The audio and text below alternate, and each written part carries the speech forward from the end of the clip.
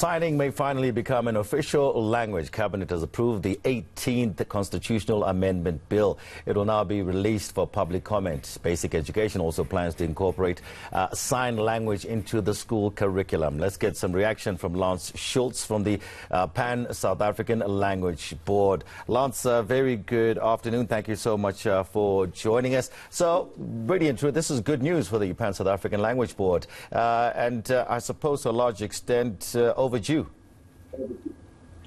Yes, firstly, a very good afternoon to you and your viewers. And I must also send a special welcome also to the deaf viewers that would be joining today. It certainly is very significant. It's an announcement which has been warmly welcomed by PanSalb as well as the deaf community, because this now is a further step to ensure that our country's linguistic diversity as well as cultural heritage is upheld. And this signals an important step to ensure that there's inclusivity and that there's a much more stronger focus on social cohesion, where members of the deaf community have really been deprived to a large extent in the past. So we really applaud the significant development.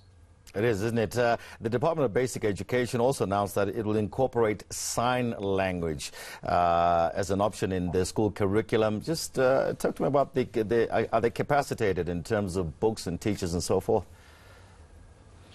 I believe that it's going to be a systemic approach. We will have to ensure that we work hand in hand with the department to ensure that we've got the relevant policies in place. Secondly, that the necessary processes are put so that the various schools have got the necessary materials. And that bodes for not only the curriculum, but also ensuring that they've got the necessary software and hardware. As you know, we are working towards the fourth industrial revolution. So there are advances being made to ensure that we have this reach to as many schools and be as inclusivity, not only within the primary schooling system, but also in the tertiary and the higher education sectors as well.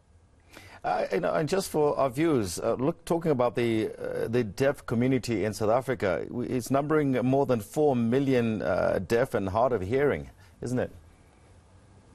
I believe the number is greater than that, but I think important to note is that the number is significant in that there hasn't been many advances over recent times to ensure that they've got access to communication. That goes for both interpretation as well as translation services. So this is going to ensure that they will get that reach. And what we encourage the members of the community that actually can hear, there are various programs that they can access so that they also can start in various programs to communicate with these people. I must also applaud the program at the Wits University in terms of getting people to learn how to sign. So we would encourage not only within the schooling ecosystem, but also members of the public so that they can also participate in terms of communication skills. Speak to me about one's mother tongue and the grammatical structure of sign language. Does it just is it universally the same? It's not universally the same. There are distinct nuances in terms of how we sign in South Africa that has got commonality with universal best practice. However, we have got, and I think we need to acknowledge our current 11 languages that we have. So those nuances do play itself out in terms of the manner in which people sign, and we have to ensure that the South African Sign Language then finds its place not only in South Africa and Africa at large, but also the international community. So as PanSalb, we will be engaging also with the international counterparts and bringing on board the deaf community also, so that there's greater advancement and recognition for the manner in which signing is done in South Africa. Okay, so the bill is basically up for public comment. Talk to me about the process thereafter.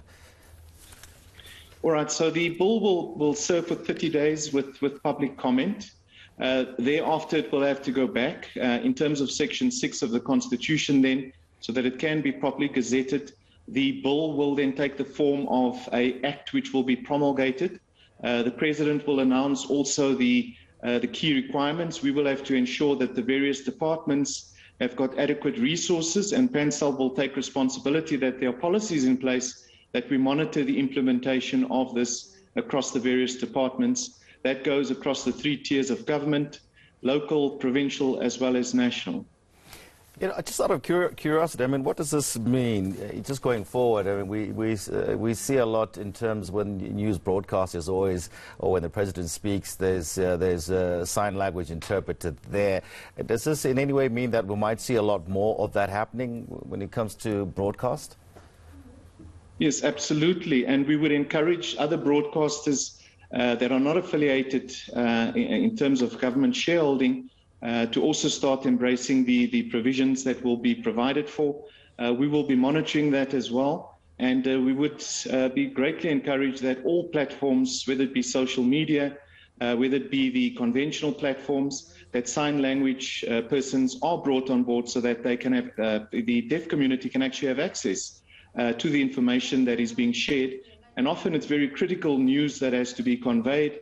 And the key thing that we are very encouraged by is that it will now give greater access to social services. It will give greater access in terms of economic opportunities, and it will provide the platform for people also to then share some of the information which is provided through to them.